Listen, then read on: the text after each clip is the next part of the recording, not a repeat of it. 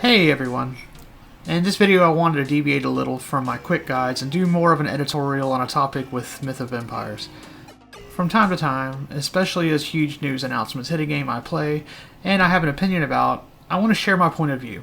Now I know that there's not a shortage of opinions on the internet, but I have always tried to be a voice of reason or offer up a different perspective, if I can, to add to the conversation something that some might not have thought about. While I usually go scripted for my videos with reviews or editorials, I will only be scripting questions to keep the video on track and focused. I will display the question and then give an unscripted answer for better or worse.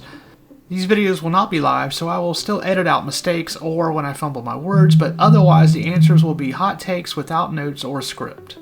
Enjoy.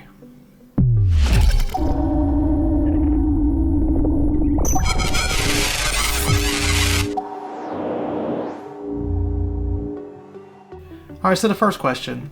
How do I feel about Myth of Empires as a survival game?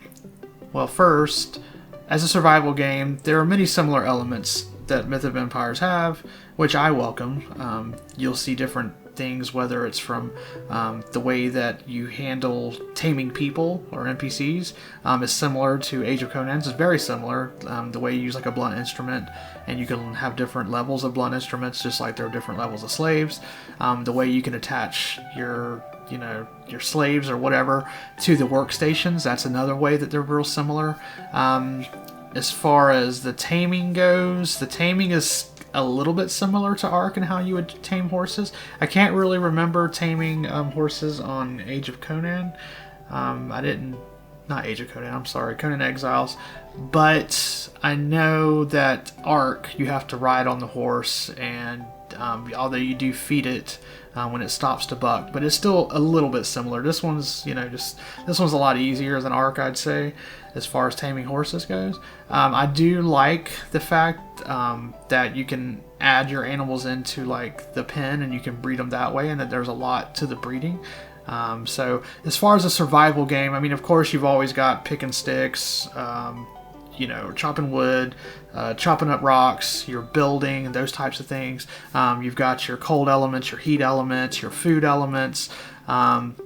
As far as a survival game, and I think I'll do a little bit more of a review later on, but as far as a survival game, Myth of Empires fits into the genre pretty nicely. It offers some things in slightly different ways, things that are kind of out there in other games, but in a little bit packaged different type of way.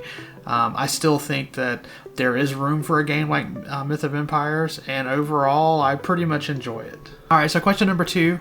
Does the game feel copied in any way from Wildcard Studios? Okay, so let me start off by saying, as far as games from Wildcard Studios, whether you're talking about Ark or Atlas, I have thousands of hours in both games. Not only that, but I have also modded both games. Nothing big, but mainly just mods, messing with settings and things for my own servers that I run. So as far as knowing a little bit more about the games and how they're made, I feel like I have a little bit more in-depth knowledge. I will say that there's parts of the code, what they call like the core code, that no one modder can touch. Like there's things, and it's kind of frustrating because there are things that you'd really like to be able to change that you can't. So there are things that are hard-coded that only someone who works at one of the studios could actually get their hands on. Now, does the game feel copied in any way from Wildcard Studios? I'd say overall the game doesn't feel like Ark, and it doesn't feel like Atlas. But there are some elements, and one of the things I'd say, I feel like it feels more like Atlas than Ark. And that's in the way you build. You're building in the way you can swap out the walls for doors and things like that. That kind of stuff. I don't know if that's some of the bare bones code. I do know that that kind of code isn't available in the mods. Like, I mean, yeah, you can go in there and you can adjust that stuff, but the actual core base code for how that's done is something that you can't go in and change and mess with. So someone, if that's one of the types of things that they were able to take and use, I could see that. Maybe there's some other underlying things, like there could even be like some networking code and things like that that they could have copied. And But overall, the game doesn't feel like it's copied. And I'll go into this a little bit more in the next question as far as like outcomes and things like that. What I would say though is that, courts usually don't get too technical about things. I know that some of the like really big things that have come up in the past, like Google versus Apple and things like that, or Samsung versus Apple, some of those things have been hard to prove in court. And so surface things would be a lot easier to prove. And of course, the code itself, I don't know how much of that they're going to be able to prove or not prove. I think that's where this is going to hinge at. But yeah, we'll go into more of that in the next couple of questions. All right, so here we are to question number 3. What do I think the outcome will be with the court case? I think I'm going to start off this by saying that it probably doesn't matter what may come of this. We may not ever see the game again on Steam, but obviously we're still going to see the game because it's in China. They're not going to be able to get them to stop it from there. And, they're doing it on their own store now. So as far as the outcome, I know ideally it'd be good if it could get back on Steam. I think you'd get a lot more players involved with it. But, I really don't know what the outcome's going to be. I could probably see maybe an out-of-court settlement because I think Wildcard or whoever, Snail Games, they're going to realize pretty soon that the game's out there anyway. It's going to be played. Maybe they can try to work out some kind of monetary settlement, and get something out of it. What I think the most hilarious thing about all this is that it's karma. Your people at Ark literally had to go to Snail Games because they screwed up and had a contract that they weren't supposed to make a game. They ended up bringing Ark out, had worked on a game that they shouldn't have been working on or released until, their contract was up. Did that, had to pay a settlement, didn't have enough money really to probably keep the company going, so they had to release out Scorched Earth, which was kind of a, not great expansion, and to have an expansion on our early release game caused a huge uproar anyway, and really tanked their reputation. And so that was why Wildcard had to go through Snail Games to begin with, and then of course using, having to go through and partner with Snail Games is how their code got out there in the first place. And so it's kind of funny that it's come back around on them like this, and I don't feel sorry for them. I really don't. I will say that, if Angela Games or whatever was gonna copy a game like that, they kind of chose a crap engine to really go from, because the Ark engine has always had problems because it branched off from the Unreal Engine at a really early stage, like version 3.14 or something like that. It was really early. And so because it branched off, it's been like, 8 years now.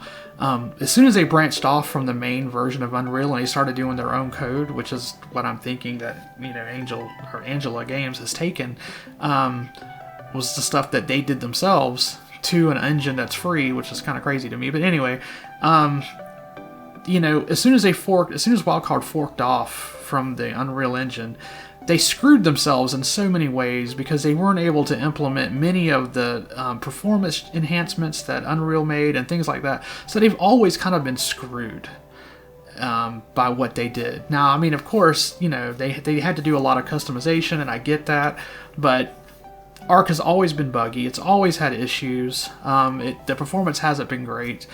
We can only hope that Ark 2 is going to be a lot better and that they've learned a lot of lessons, which I'm sure they have. But I think it's ironic as hell that, they're suing somebody for something that literally happened. This all was caused by this whole, by their whole, coming out with the game that they shouldn't have come out with, and they should have waited a year or whatever before they come out with Ark to begin with.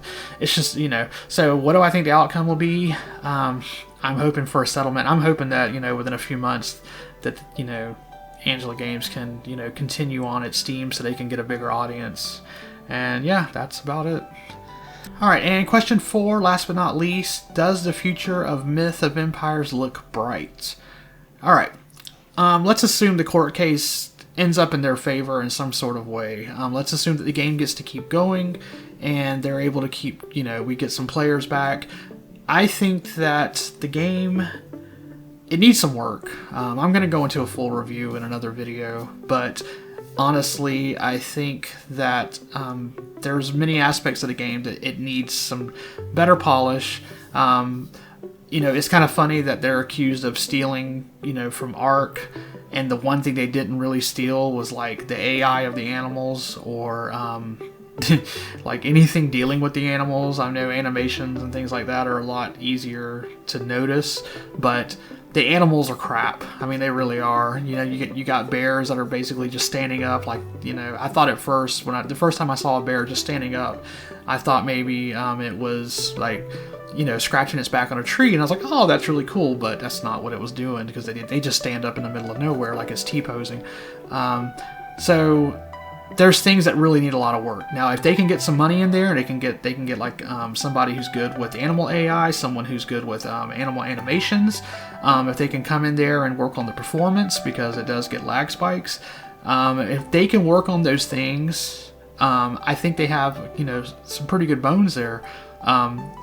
Again, though, since they looks like they've stolen from Ark, how good are those bones? Are they going to have a lot of the same performance issues? I mean, if you're going to steal from a game, you should have stolen from one that had a better overall, less buggy experience to begin with. So they may have shot themselves in the foot with that. But who knows? Maybe this will allow them to branch out and create a whole new game and take what they've learned and go from there. I think overall they have something kind of special here that could really work out.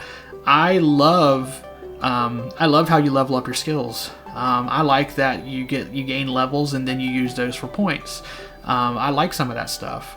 I don't like how grindy the game is, though. Again, I'm starting to get into review territory here, but overall, I think that if the game can get some more players, get some more money, if they can use that money and try to fine-tune some of these things, I think that there's a good future for the game, and I'm interested to see what they do.